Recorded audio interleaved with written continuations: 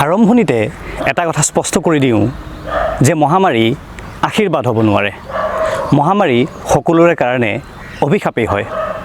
কিন্তু আমি মানুহবোৰ যিহেতু ৰাজনৈতিক প্ৰাণী, ৰাজনীতিয়ে আমাৰ জীৱন জীৱিকা নিয়ন্ত্ৰণ কৰে। আনকি এই অভিশাপস্বৰূপ মহামাৰী প্ৰতিৰোধ প্ৰক্ৰিয়াৰ নেতৃত্ব যিহেতু চৰকাৰ, মানে আচলতে ৰাজনীতিৰ সৈতে যুক্ত মানুহৰ হাততে নিয়োজিত, এনে প্ৰেক্ষাপটত মহামাৰীক লৈ ৰাজনীতি নহ'ব সেয়া অসম্ভৱ কথা। কোনোবাই দেখক বা নেদেখক, কোনোবাই বুজক বা নুবুজক, ৰাজনীতি কৰা মানুহে সকলোতে ৰাজনীতি কৰিবই। এনে প্ৰেক্ষাপটত বিশ্বৰ অন্যান্য প্ৰান্তৰ লগতে আমাৰ দেশ ভাৰত আৰু আমাৰ ৰাজ্য অসমত দেখা দিয়া কৰোনা মহামাৰীক লৈ ৰাজনীতি হৈছে নে নাই সেয়া লক্ষ্য কৰিবলগীয়া বিষয়। আৰু যদি ৰাজনীতি হৈছে তেনেহ'লে তাৰ দ্বাৰা কোন উপকৃত হৈছে আৰু কাৰ লোকচান হৈছে, মানে কৰোনা মহামাৰীয়ে কাৰ কাৰণে আশীৰ্বাদ কঢ়িয়াই আনিছে আৰু কাৰ বাবে অভিশাপ হৈ নামি আহিছে সেয়াও বিশ্লেষণ কৰাৰ প্ৰয়োজন। আমি যদি অসমৰ পৰিস্থিতি সূক্ষ্মভাৱে পৰ্যবেক্ষণ কৰোঁ তেনেহ'লে ক'ব লাগিব যে কৰোনাক লৈ ৰাজনীতিৰ প্ৰথমটো ডাঙৰ ষ্ট্ৰোক আৰম্ভ হয় নিজামুদ্দিনৰ সৈতে অসমৰ সংযোগ ধৰা পৰাৰ দিনাখনেই। সেয়া কোনে কেনেকৈ আৰম্ভ কৰিলে সেই বিষয়ে ব্যাখ্যা কৰাৰ নিশ্চয় দৰকাৰ নাই, ইয়ে পাব্লিক হে সব জানতি হে। আৰু যিসকলে কথাটো এতিয়াও ভালকৈ ধৰিব পৰা নাই তেওঁলোকৰ কাৰণে পিছলৈ, মানে জৰুৰীকালীন অৱস্থা প্ৰত্যাহাৰ হোৱাৰ পিছত এই বিষয়ে এখন প্ৰতিবেদন যুগুত কৰিম। ৰাজনীতি যে হৈছে তাৰ এটা উদাহৰণ দিওঁ, সেয়া হ'ল অখিল গগৈৰ জামিন আৰু পুনৰ গ্ৰেপ্তাৰ। মন কৰিব, যি সময়ত কৰোনা মহামাৰীৰ পৰিপ্ৰেক্ষিতত ৰাজ্যৰ কাৰাগাৰসমূহত বন্দী হৈ থকা প্ৰায়খিনি কয়দীক আদালতৰ নিৰ্দেশ অনুসৰি চৰকাৰে মুকলি কৰি দিছে, তেনে সময়ত অখিল গগৈৰ জামিন আদালতে মঞ্জুৰ কৰাৰ পিছতো অন্য পুৰণি গোচৰ উলিয়াই কৃষক নেতাগৰাকীক পুনৰ গ্ৰেপ্তাৰ কৰি কাৰাগাৰত বন্দী কৰি থোৱা হৈছে। বৰ্তমানৰ জৰুৰীকালীন অৱস্থাত কোনেও ৰাজনীতি কৰিব নালাগে বুলি কৈ থকা হৈছে যদিও ৰাজনীতি কৰাসকলে সেই কাম যথাৰতি কৰিয়ে আছে, ই তাৰেই প্ৰমাণ। এতিয়া আহোঁ আমাৰ আলোচনাৰ মূল বিষয়বস্তুলৈ। আমাৰ আজিৰ প্ৰশ্নটো হৈছে, কৰোনা মহামাৰীয়ে যি পৰিস্থিতিৰ সৃষ্টি কৰিছে ই কাক লাভান্বিত কৰিব? এই প্ৰশ্নৰ উত্তৰত প্ৰথমেই ক'ব লাগিব যে স্বাস্থ্যমন্ত্ৰী, আৰু অকল স্বাস্থ্য বিভাগেই নহয়, ৰাজ্য চৰকাৰৰ 5টা সৰ্বাধিক গুৰুত্বপূৰ্ণ বিভাগৰ মন্ত্ৰী, যাৰ হাতত ৰাজ্য চৰকাৰৰ বাজেটত সৰ্বাধিক ধন ব্যয় কৰাৰ কৰ্তৃত্ব আছে, তেওঁ ডক্টৰ হিমন্ত বিশ্ব শৰ্মাৰ নাম। সৌ সিদিনালৈকে ডক্টৰ হিমন্ত বিশ্ব শৰ্মাক ভাল পোৱা মানুহ যিমান আছিল, বেয়া পোৱা মানুহৰ সংখ্যাও তাতোকৈ কোনো গুণে কম নাছিল। ভাল পোৱা বেয়া পোৱা মানুহৰ সংখ্যা হিচাপ কৰাতকৈ আমি যদি এনেকৈ কওঁ যে সৰ্বাধিক কৰ্মদক্ষতা, কৰ্মসক্ষমতা আৰু ৰাজনৈতিক বিচক্ষণতা থকাৰ পিছতো হিমন্ত বিশ্ব শৰ্মাৰ নামৰ আগত সততে বিতৰ্কিত বোলা শব্দটোৱে আপোনা আপুনি স্থান পাই গৈছিল। নিজৰ ৰাজনৈতিক জীৱনত বহু বিতৰ্কিত কাম কৰি, বহু বিতৰ্কিত বক্তব্য আগবঢ়াই হিমন্ত বিশ্ব শৰ্মাই নিজৰ এনে এটা ভাৱমূৰ্তি তৈয়াৰ কৰিছিল, যাৰ কৰ্মদক্ষতাক স্বীকাৰ কৰিও অসমবাসীৰ এটা ডাঙৰ অংশই তেওঁৰ প্ৰতি শ্ৰদ্ধাশীল হ'বলৈ টান পাইছিল।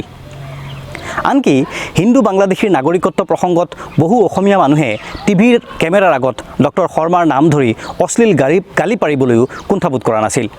কিন্তু কৰোনা মহামাৰী প্ৰতিৰোধৰ ক্ষেত্ৰত স্বাস্থ্যমন্ত্ৰী হিচাপে ডক্টৰ হিমন্ত বিশ্ব শৰ্মাই সন্মুখৰ পৰা নেতৃত্ব প্ৰদানৰ যি চানেকি দাঙি ধৰিলে, তাৰ দ্বাৰা তেওঁৰ পুৰণি প্ৰায় সকলোখিনি কলুষ কলংক নিমিষতে পাহৰি অসমৰ গৰিষ্ঠ সংখ্যক নাগৰিকে আজি তেওঁক প্ৰশংসাৰে উপচাই পেলাইছে।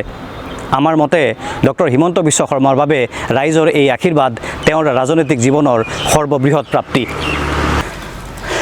তেওঁৰ আৰু এটা প্ৰাপ্তি আছে, সেয়া একেবাৰে শেষত কম। কিন্তু কৰোনা মহামাৰীয়ে সৃষ্টি কৰা পৰিস্থিতিয়ে দ্বিতীয় সৰ্বাধিক যাৰ উপকাৰ কৰিলে সেয়া হ'ল সৰ্বানন্দ সোণোৱাল নেতৃত্বাধীন 3দলীয় বিজেপি মৰ্চা চৰকাৰ। আগন্তুক বিধানসভা নিৰ্বাচনলৈ ঠিক এটা বছৰ বাকী থকাৰ বৰ্তমানৰ এই সময়ত কৰোনা মহামাৰী নহা হ'লে চৰকাৰৰ পোৱা নোপোৱাৰ হিচাপ হ'লহেঁতেন।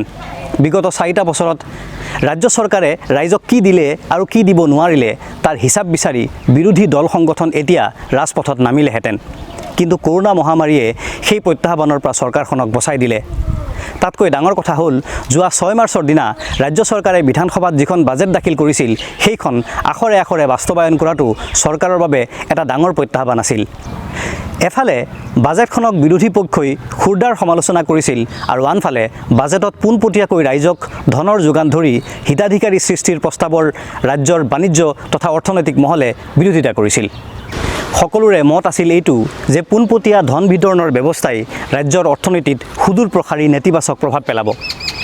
কিন্তু কৰোনা মহামাৰীয়ে জৰুৰীকালীন অৱস্থাৰ সৃষ্টি কৰাৰ পৰিপ্ৰেক্ষিতত এফালে বিতৰ্ক নোহোৱাকৈ বাজেটখন পাৰিত কৰিবলৈ চৰকাৰে সুযোগ পাই গ'ল আৰু আনহাতে ৰাইজলৈ পোনপটীয়াকৈ ধন বিতৰণতো কোনো ধৰণৰ বাধা নাথাকিল। কাইলৈ কৰোনা মহামাৰী আঁতৰি গ'লেও সাহায্য বিতৰণৰ প্ৰক্ৰিয়া চৰকাৰে অব্যাহত ৰাখিব, যি চৰকাৰ পক্ষক ৰাজনৈতিক মাইলেজ লোৱাত সুবিধা কৰি দিব। এয়া চৰকাৰ চলোৱা দলৰ বাবে আশীৰ্বাদ স্বৰূপ। লাভৱানৰ তালিকাত ৩ নম্বৰত কোন আছে, এই বিষয়টো দকৈ ভাবি চোৱা দৰকাৰ। মন কৰিব, কৰোনা মহামাৰী প্ৰতিৰোধৰ অভিযানৰ প্ৰস্তুতি সম্পৰ্কে ৰাইজক অৱগত কৰিবৰ বাবে স্বাস্থ্যমন্ত্ৰী ডক্টৰ হিমন্ত বিশ্ব শৰ্মাই 23 মাৰ্চৰ দিনা যিখন প্ৰথম সংবাদমেলৰ আয়োজন কৰিছিল, তাত তেওঁ কৈছিল যে কৰোনা মহামাৰী প্ৰতিৰোধৰ স্বাৰ্থত ৰাজ্য চৰকাৰৰ নিৰ্দিষ্ট বিষয়ববীয়াসকলে যিকোনো প্ৰয়োজন বুলি ভবা সামগ্ৰী কোনো ধৰণৰ টেণ্ডাৰ আদিৰ ব্যৱস্থা নোহোৱাকৈ পোনপটীয়াকৈ ক্ৰয় কৰিব পাৰিব। তাত যিমান টকাৰ প্ৰয়োজন হ'ব সেয়া খৰচ কৰিবলৈ চৰকাৰৰ পৰা আগতীয়াকৈ অনুমোদন লোৱাৰ প্ৰয়োজন নহ'ব।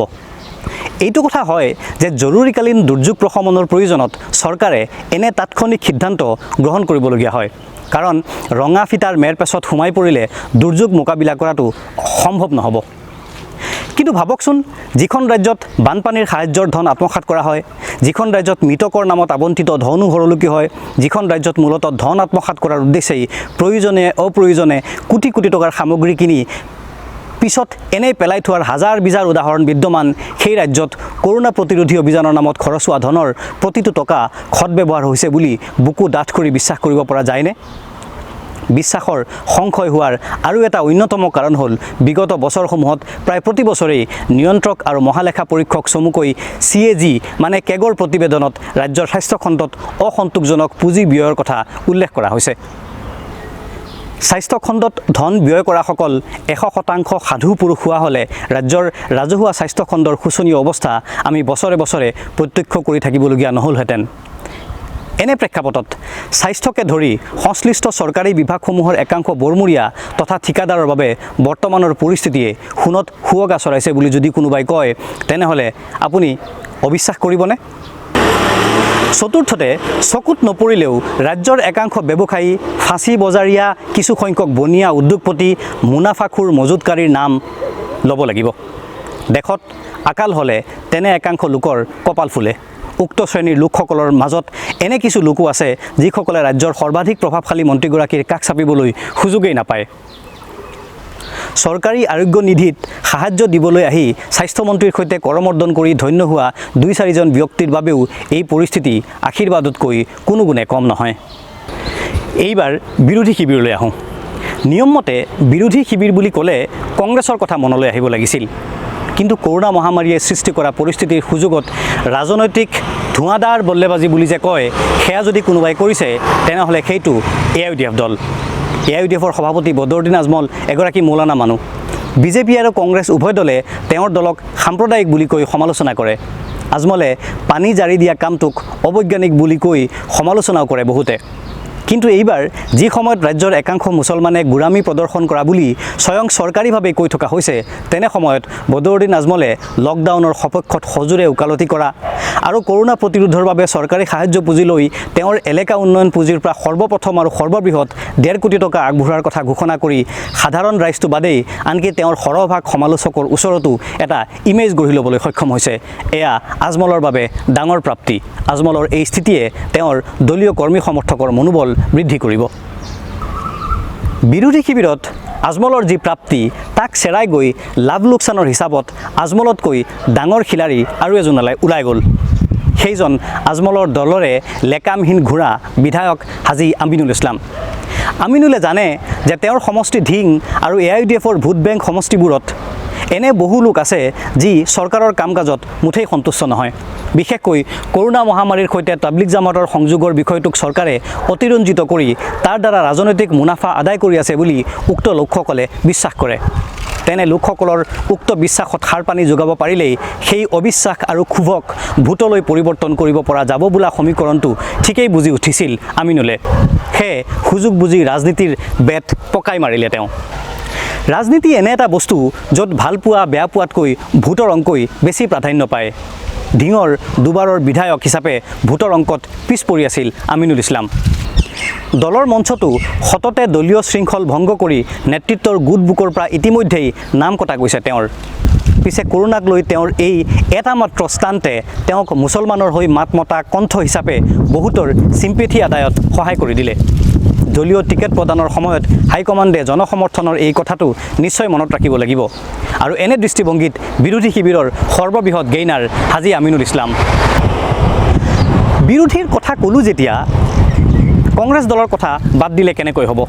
কিন্তু কংগ্ৰেছ দলৰ স্থান লাভৰ তালিকাত নাই, বৰং লোকচানৰ তালিকাৰ শীৰ্ষত স্থান পাব ৰাজ্যৰ এই প্ৰধান বিৰোধী দলটোৱে। বিগত এমাহজোৰা কৰোণা প্ৰতিৰোধী যুদ্ধত কংগ্ৰেছৰ ৰাজ্যিক সভাপতি ৰিপুণ বৰা মাত্ৰ 2 দিন আৰু প্ৰাক্তন মুখ্যমন্ত্ৰী তৰুণ গগৈ 3 দিন সংবাদ মাধ্যমৰ আগত প্ৰকট হৈছে।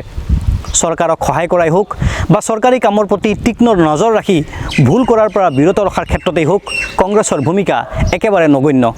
এনে অৱস্থাত নিৰ্বাচনলৈ মাত্ৰ এবছৰ বাকী থকা সময়ত ৰাইজৰ মনত সাঁচ বহুৱাব পৰা কোনো ভূমিকা কংগ্ৰেছ দলে গ্ৰহণ কৰিব পৰা নাই। কৰোণা মহামাৰী নহা হ'লে হয়তো কংগ্ৰেছ দলে অন্যান্য বিষয়ক লৈ চৰকাৰৰ সন্মুখত প্ৰত্যাহ্বান সৃষ্টি কৰিব পাৰিলেহেঁতেন।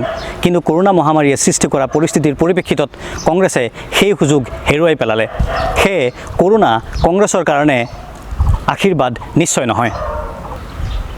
আনহাতে ৰাজনীতিৰ হিচাপৰ বাহিৰত থকা যিসকল লোকৰ বাবে কৰোণা মহামাৰী অভিশাপ হৈ আহিল, সেইসকল হ'ল সাধাৰণ ৰাইজ, ক্ষুদ্ৰ তথা মজলীয়া উদ্যোগী, ব্যৱসায়ী, কৃষক, শ্ৰমিক, সাধাৰণ হাতী খোৱা মানুহ ইত্যাদি। তেওঁলোকৰ জীৱনত কৰোণাই পেলোৱা নেতিবাচক প্ৰভাৱৰ বিষয়ে পৰৱৰ্তী প্ৰতিবেদনত আলোচনা কৰিম। কিন্তু প্ৰতিবেদনৰ আৰম্ভণিতে ডক্টৰ হিমন্ত বিশ্ব শৰ্মাৰ প্ৰাপ্তিৰ ঘৰত আৰু এটা সংখ্যা যোগ দিয়াৰ যিটো কথা প্ৰতিবেদনৰ শেষত কম বুলি কৈছিলোঁ, সেয়া হ'ল তেওঁ বিজেপি দল আৰু চৰকাৰৰ অভ্যন্তৰত সৰ্বাধিক শক্তিশালী নেতা হিচাপে প্ৰতিপন্ন হৈ গ'ল। কৰ্মৰ জৰিয়তে কলংকমোচন বা জনপ্ৰিয়তা লাভৰ যিটো প্ৰাপ্তি, তাতকৈ ডাঙৰ যিটো সপোন ডক্টৰ হিমন্ত বিশ্ব শৰ্মাই পুহি ৰাখিছে, সেয়া হ'ল মুখ্যমন্ত্ৰীৰ চকী। ইমান দিনে সৰ্বশক্তিমান হৈও যেন এখোজ পিছ পৰি আছিল ডক্টৰ শৰ্মা। ক্ষমতাৰ অনুক্ৰমত এতিয়াও তেওঁ 2 নম্বৰ মন্ত্ৰী। 2 নম্বৰৰ পৰা 1 নম্বৰ হ'বৰ কাৰণে যিকেইটা উপাদান লাগে, তাৰ অৱশিষ্ট যিটো তেওঁৰ বাকী আছিল, সেয়া হ'ল গৰিষ্ঠ সংখ্যক বিধায়কৰ সমৰ্থন। কৰোণা প্ৰতিৰোধী যুদ্ধত নেতৃত্ব দি জনসমৰ্থন আদায়ৰ লগতে ডক্টৰ হিমন্ত বিশ্ব শৰ্মাই বিজেপিৰ বিধায়কবৰ্গৰ গৰিষ্ঠ সংখ্যকৰে অন্তৰ জয় কৰিবলৈ সক্ষম হৈছে। এই বিষয়টোৱে তেওঁক ঈপ্সিত লক্ষ্য প্ৰাপ্তিত নিশ্চয় সহায় কৰিব।